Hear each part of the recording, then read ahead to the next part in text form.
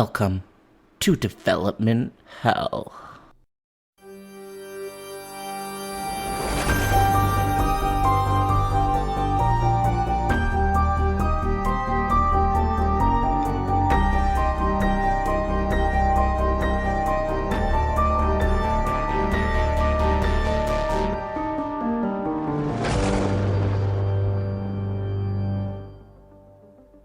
For every horror title that hits VOD, there's going to be countless others that end up DOA.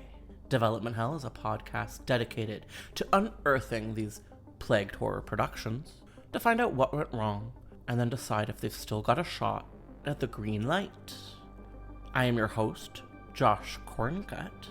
I am a filmmaker in Toronto, Canada. This podcast is brought to you by the Anatomy of a Scream Pod Squad.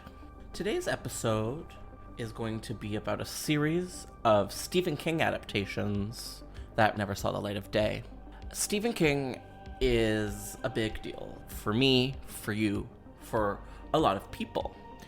And Stephen King and cinema has been a bit of a complicated relationship since the dawn of time. He is a celebrated author of horror, but also of drama and a number of other genres that we like to pretend he doesn't dabble into, but he does. Okay, Hearts in Atlantis, I didn't read it, but it's not spooky.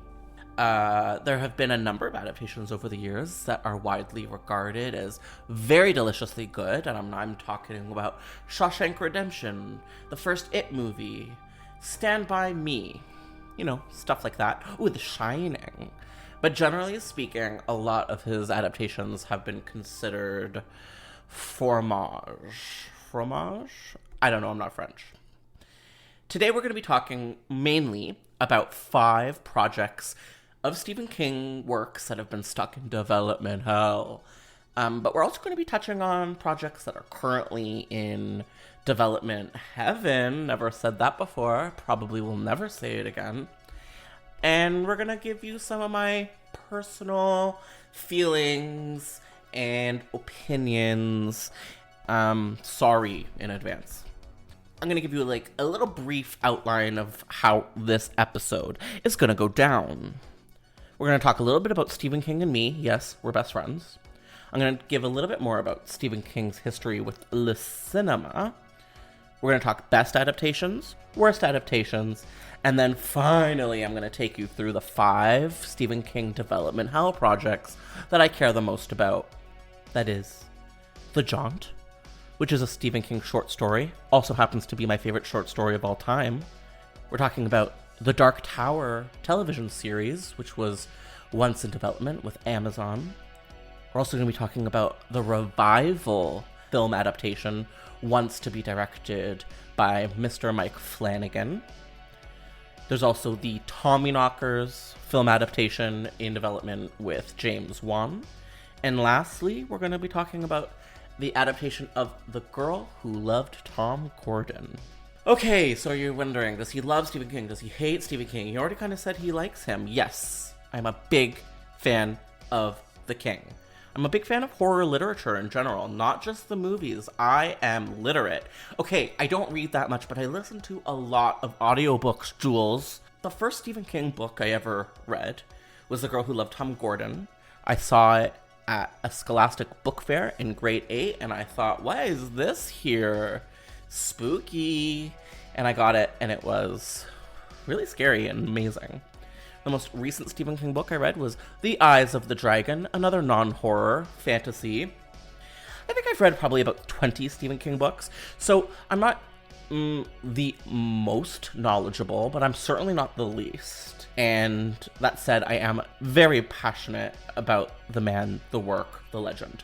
I would say my favorite Stephen King novel at this point in time would have to be Pet Sematary. It is just so scary, so sad, so dark. It deals with things that I think a lot of other novels and films are really afraid of dealing with, and that's death, specifically the death of a child. Not in a way that isn't, I want to use the word fun, which is grim, but I'm going to say it. It It's gothic, it's scary, and it's kind of pulpy, but it's also hard drama incorporating really, really dark themes, and that's edgy and that's cool. So my least favorite of his works is The Institute, which happens to be, I think, his latest proper novel or one of his more recent proper novels. I really love Stephen King short stories. I could argue that they are where he shines the brightest. He is the Ryan Murphy of novels and stories and the pen. He has this genius inception, and then sometimes it can get away from him near the end. It's kind of a Stephen King stereotype that he has a hard time tying up some of his ideas, a la Ryan Murphy. What Stephen King short story would I adapt, you're asking? Probably, but not really, but I'm going to tell you anyways. There is a story called Mrs. Todd's Shortcut. It was published in the series of short stories called Skeleton Crew in 1986, and it involves this middle-aged, wealthy woman that lives alone in a very quaint small town, New England, very Stephen King. What she does is she takes drives through the countryside around the small town in her cute little speedster. And she does this at night, and she's obsessed with finding shortcuts. She's obsessed with finding quicker and quicker ways to get from point A to point B on the map. To the point where she starts to manage to find little pockets of interdimensional nothingness that she can sort of drive through, and it becomes this little time folds, these little extra dimensional shortcuts that she takes. And when she gets to the other side, her windshield are covered with like giant bugs that don't exist in this dimension, other little hints that she's been through a different place that doesn't really exist on our plane. It's a beautiful story, and it really stuck with me, and it's one that I would love to see on his list of dollar babies. For those who don't know, Stephen King dollar babies are a consistent list of his short stories that he is allowing any filmmaker basically out there to adapt for $1 because he's cool and he wants to encourage other people to be cool. I have never seen the story on the list. The one that I do see on the list recently is Uncle Otto's Truck, which is really weird and really spooky. Not of the same quality, but I would do it. So keep an eye out for my incredible adaptation. Let's get back into the history of Stephen King and cinema. Yes, Stephen King and cinema, rocky history. Even Stephen King's one and only directorial effort is not the best thing that's ever existed in the history of mankind. It's Maximum Overdrive, a 1980s horror comedy action moment, I suppose, about trucks and other machinery that come to life on their own and take over mankind and kill a bunch of people. And then there's all these like weirdo characters that get stuck at a truck stop as trucks try to kill them. It's worth watching. But it's really cocaine-fueled and bizarre. Stephen King falls in and out of public favor, I would say faster than Taylor Swift, because he's been around and popular for so long. He's had these peaks and valleys of popularity over the years, and not long ago, around 2017, 2018, he had a high, and that was around the time that It Chapter 1 came out, and everyone was clamoring to get their hands on a Stephen King property for an adaptation. Years since then have passed, and there has been Stephen King projects that haven't done so well at the box office, Dr. Sleep, and there's been a couple of reasons to think that we may be in a King Valley as of right now. What are some of the worst, or considered to be the worst, Stephen King adaptations out there? I'm going to quickly run through them. I'm not going to tell you much about them. Google this shit, because it's interesting. We have The Lawnmower Man, based on a short story. There's Trucks, which is based on the same short story as Maximum Overdrive. There's the TV limited series, I think, or maybe just a film called Desperation by Mick Garris. There's also Riding the Bullet by Mick Garris, which I really like. Shut the fuck up. There was a adaptation with Samuel L. Jackson and John Cusack of the book Cell that nobody liked, and there was all of the Children of the Corn movies. And more recently, there was that Carrie remake from 2013 that, missed the mark tonally in a lot of ways.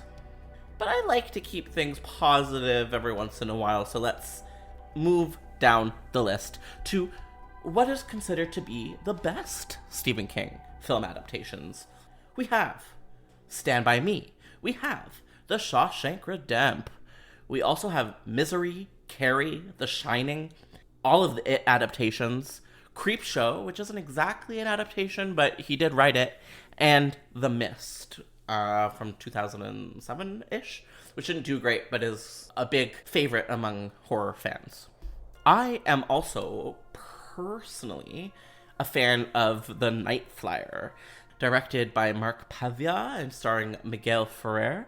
This, I believe it came out around 1997 and was about a vampire / pilot. Don't really recall what it was about, but it was gross and really worth checking out if you're into weird, obscure 90s horror.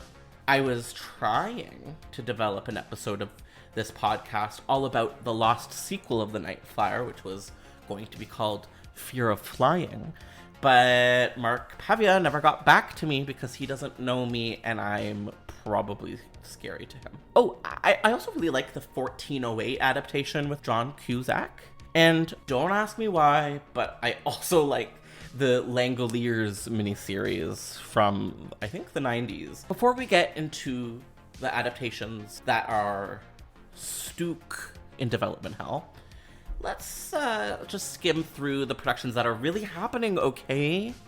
So King productions that are currently in the works and we're definitely probably most likely going to see include an adaptation of Lisey's Story. This is going to be on Apple Plus and star Julianne Moore. It's a novel, horror drama novel that he wrote around 2006 about the wife of a deceased author. There's going to be a TV show based on his short story Jerusalem's Lot. Not Salem's Lot, Jerusalem's Lot. Yes, they're two different things. We're going to see a film adaptation of Sleeping Beauties, the novel he wrote with his son Owen King. And there's heavy talks that we're going to see 2 TV series coming out not long from now. One based on The Institute, which is his more recent novel that I spoke about hating earlier. And there's also talks of a TV show called Overlook, set in the universe of The Shining. And this is supposed to be in development with HBO Max. That kind of sounds kind of cool. I hated Dr. Sleep, though, so who is to say? So, we're here, and we're gonna get into the meat of the episode. Starting with first of our 5 Stephen King development hell projects. Number 1, The Jaunt. So I mentioned The Jaunt is one of my 2 favorite, this alongside Mrs. Todd's Shortcut, which I've already discussed. So The Jaunt is a short story published in Skeleton Crew, an anthology Stephen King put out in 1986. And boy, oh boy, is this story scary. If you've met me, I've told you about The Jaunt. If you've listened to this podcast, I've probably mentioned The Jaunt a number of times. It's a big part of my origin story. And I'm going to tell you just like an itsy beatsy about the plot right now. Generally speaking, it is about teleportation. And there's this new form of travel far in the future called jaunting, which is basically teleportation. And what you do is you go through this portal, you go through unconscious, and you arrive on the other side moments later, not even like a second later physically. Twist is, if you happen to go through consciously, your body arrives in an instant, but it takes your conscious mind billions, millions of years to arrive. So your consciousness, awake, is just floating through a white void for infinity, unable to die, unable to escape, and you're just alone with your thoughts for a kabillion years. And when you do eventually arrive on the other side, you immediately go mad and rip out your own eyes and die probably of a heart attack from the shock. Brr, terrifying. I read it for the first time on a plane as a teenager, and it really messed with my brain. So, the Jaunt. What's going on with it thematically? So, Andy, I'm never saying his name right, Muschietti? Sorry. This is the guy that directed the recent It adaptations. So he, although is currently apparently in development on another Stephen King work, Roadwork, he has also been tapped by Plan B, which is Brad Pitt's production company, to produce an adaptation of The Jaunt. But of course, a lot has gone down since this was announced, and The Jaunt was thought to be lost in development hell.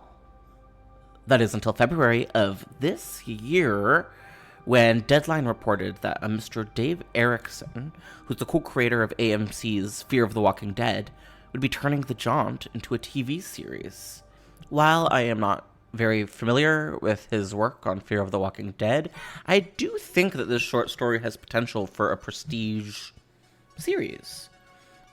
It's super psychological, so you're not going to get to see a lot of it all the time.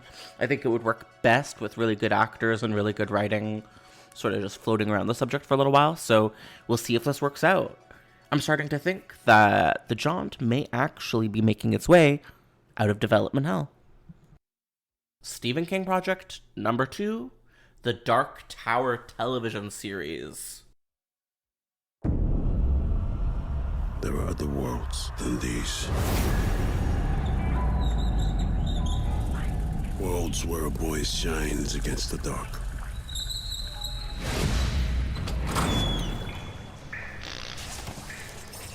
Where everyone floats down below. Where revenge is drenched in blood and fire, and no one dares to laugh. Where lives are locked up with undying hope. Worlds that have moved on. And worlds that have not. But they all begin and end here.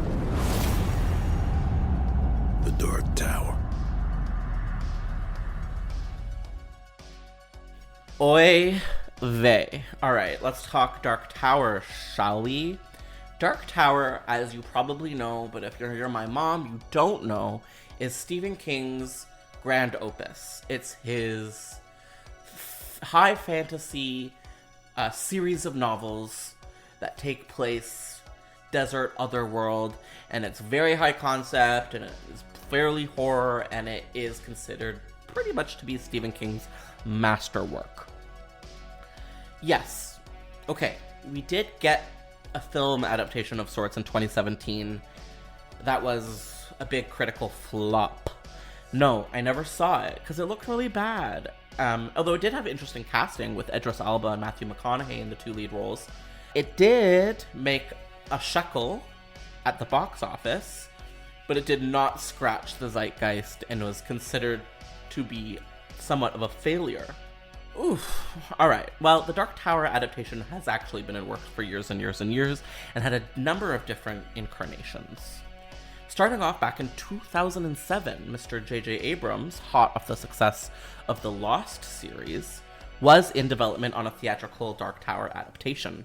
J.J. Abrams and Damon Lindelof had the rights to the book, but eventually they both had to walk away for different projects. Abrams went off to do Star Trek and then Star Wars. Lindelof did Cowboys and Aliens, Prometheus, Star Trek Into Darkness.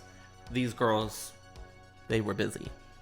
So, in 2010, after J.J. Abrams stepped down, Ron Howard stepped in announcing that this was going to be a trilogy of films. Because I think there's 7 or 8 books in the series, and girl, they are not short, they are long. Oopsie daisy long.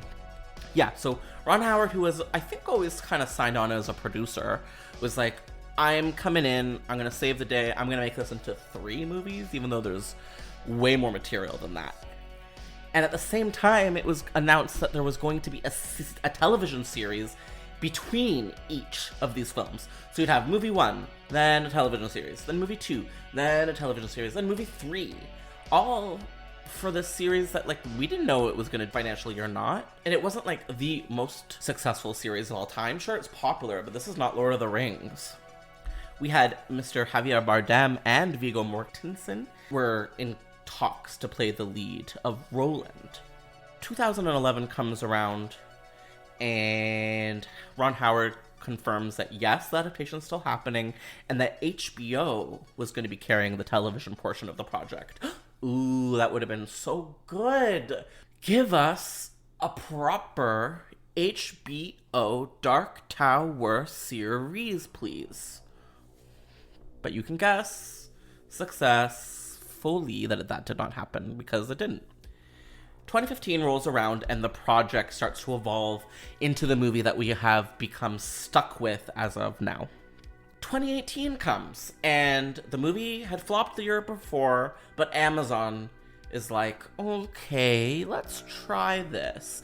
At the same time, we're developing Lord of the Rings into a live-action series, which I believe they still are, and they decided their hand at the Dark Tower. They made a pilot with the Walking Dead showrunner of sorts, Glenn Mazzara. And it didn't impress them much.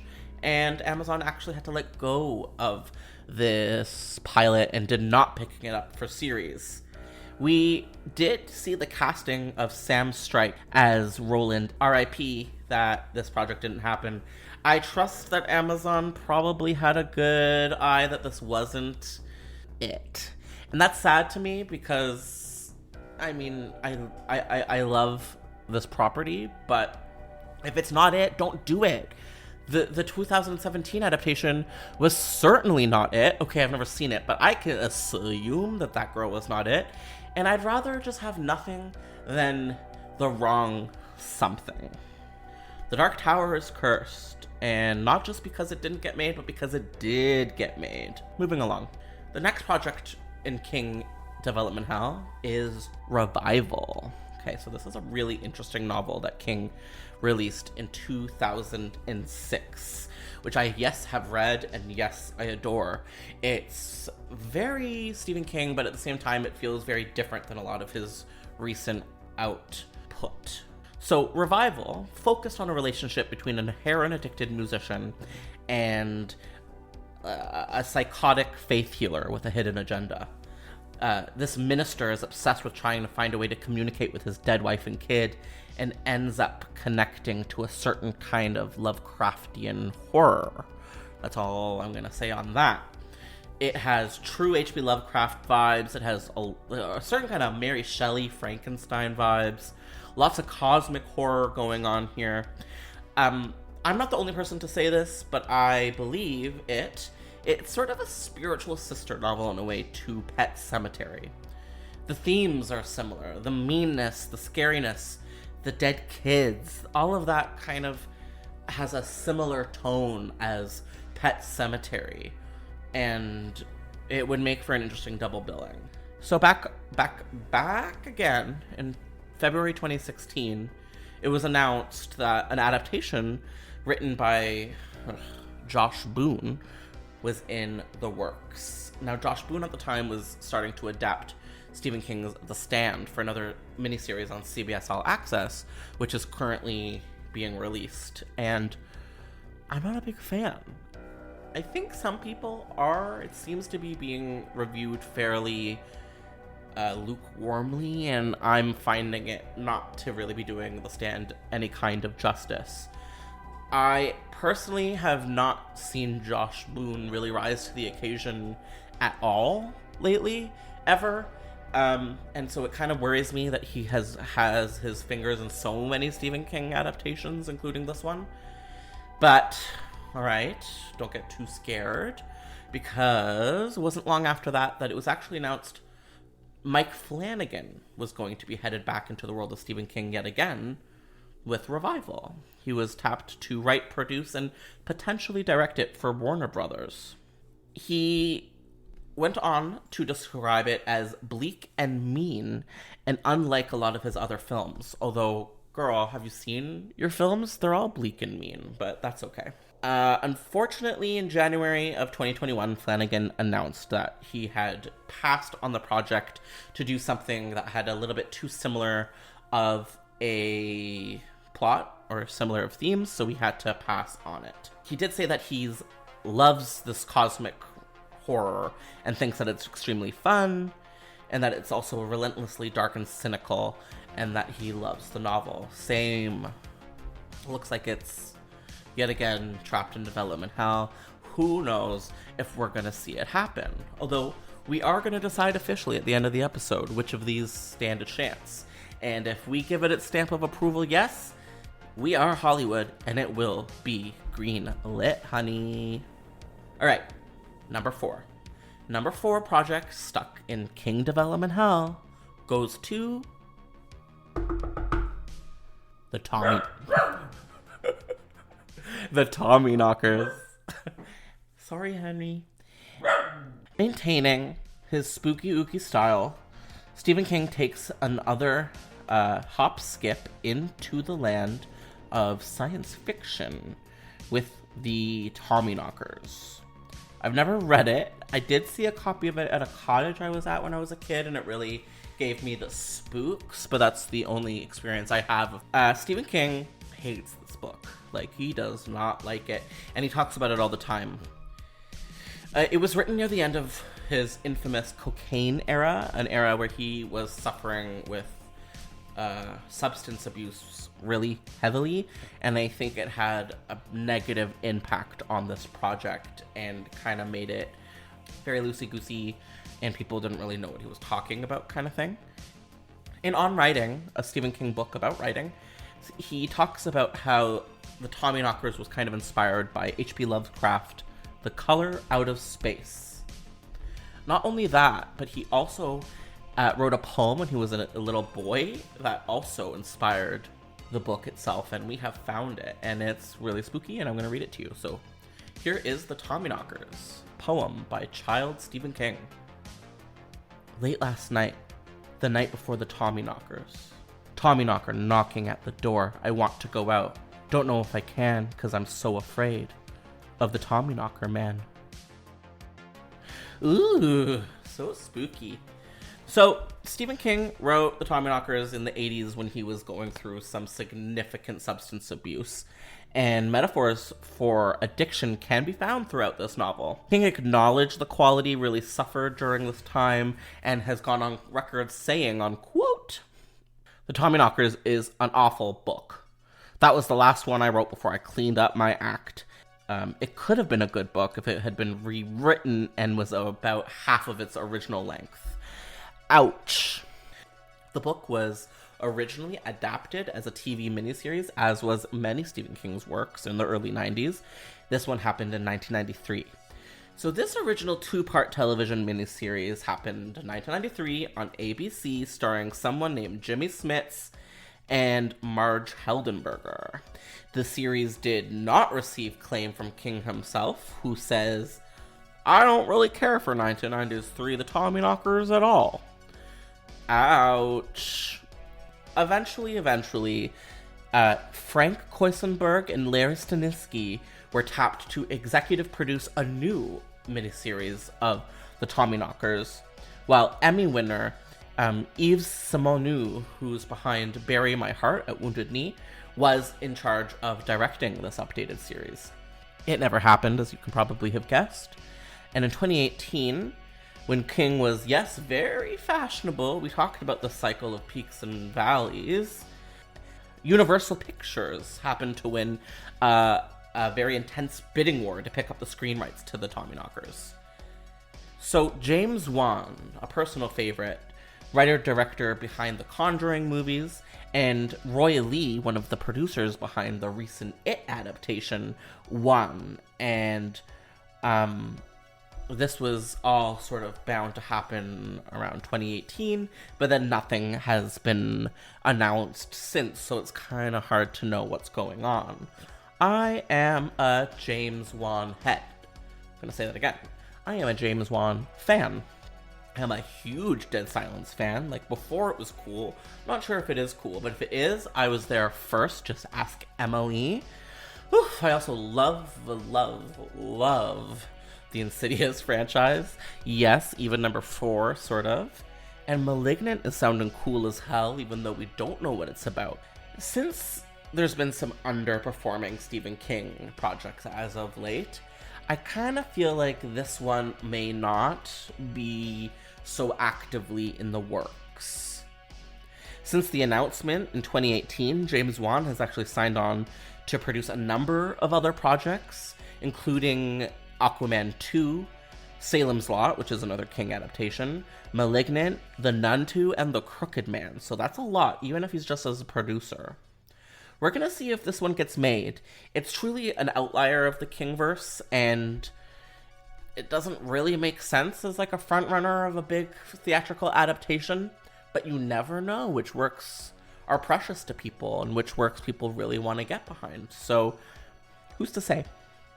The last, but definitely not least, Stephen King development hell project that we're going to tackle is The Girl Who Loved Tom Gordon. Yes, everything comes back around. This is, as I mentioned, the very first Stephen King novel I ever read. Published in 1999, I swept it up at that Scholastic Book Fair, and I have been spookier ever since. This one's about a young girl who's obsessed with a baseball star and hunk, Tom Gordon, who goes on a day trip with her family on a hike through the woods. She gets lost, and it becomes a survival story of this young girl in the woods with nothing but her imagination to haunt her, and just to see if she'll survive. And it's kind of hard to know if the monsters are imaginary and are her anxiety getting the best of her, or if there really is some kind of strange supernatural ghost-like entity in the woods hunting her down. It's a very scary, very effective book, if I recall, and I would love to see it getting made. The first rumblings of an adaptation of this novel were announced back in the very early 2000s, with the legend George Romero attached to direct. Rumor had it at the time that Dakota Fanning and Laura Dern were attached to star as the 2 lead characters, and I really think at the time this would have been amazing casting. Laura Dern, an icon, Dakota Fanning, a debatable icon. And then nothing happened. Back in August of 2019, the project actually was revived, and Romero's production company was still attached, even though Romero had passed away. Involved parties included Chris Romero. So the first adaptation was in the 2000s with George Romero attached, and I believe his wife was Chris Romero attached as a producer. In November 16th of 2020, it was announced that filmmaker Lynn Ramsey had been picked to direct the film, which I think is actually a really exciting filmmaker to be attached to this project. She wrote and directed the chilling We Need to Talk About Kevin, and makes for an excellent choice to direct, I think, for an intimate horror project. It's also really cool to see finally a woman director attached to a modern Stephen King project, especially a story that's so intimately about a young girl. So I really hope that this one happens, and it's looking good because the most recent update was, only a couple of months ago. Wow, so we're here. We've made it. We're gonna surmise. There are countless Stephen King adaptations in the works at all times, and as we say, just like the seasons, his popularity is perennial. It goes and it comes back, making it kind of hard to gauge when these projects will happen, if they happen. But today we looked into 5 of these projects, and because we are Mr. and Mrs. Hollywood, we are just going to decide right here, right now, which of these projects truly will get the official green light, and which ones are going to have to keep on swimming in development hell. So starting with the Jaunt, is that going to happen? Yeah, it seems like this one's going to happen. We're going to get a TV series out of it, and I think it's going to be interesting. I really hope so. The Dark Tower series, the series that was originally in development at Amazon, and then they passed on it, and now it looks like they're trying to pitch it to other studios. I don't know. I think it really depends on the success of the Stand miniseries, which already is not a critical success. So unless it can somehow pull through the rubbish and become a huge commercial success, then maybe this pilot can get picked up by AMC or someone that cares, but I'm gonna have to give this one a no. Revival. Will Revival, cosmic horror chiller, get to be made? This one I'm gonna have to give a maybe to. It had just recently been passed on by Mike Flanagan, which means that there's a chance that someone else is gonna tap into this one sooner or later. The longer it dwindles in development hell, I would say the less of a chance it's got, but this one's gonna go yellow for me, and I'm gonna hit it with a maybe. Second to last, we have the Tommyknockers. I'm just gonna give this one a flat hard no. And lastly, The Girl Who Loved Tom Gordon, I'm gonna say yes. Lynn Ramsey is actively developing this one as we speak. There's been developments, updates in the last few months, and it's such a good story that it would be such a shame not to see this one make it to cinemas, or at least, as a Netflix film or something like that. This would be a great, high-quality at-home watch, I think. I'm gonna give this one a yes. So, it's a cruel industry. No one said it was gonna be easy, but no one said it was gonna be this hard. Okay, so that's the end. That's the end of our Stephen King adaptation development hell episode. I want to thank you so much for listening all the way to the end. If you are still listening, I plead, I beg, please leave a 5-star rating on iTunes. I would also love it if you left a review. I love you, and I love horror, and we'll be back with another episode of Development Hell.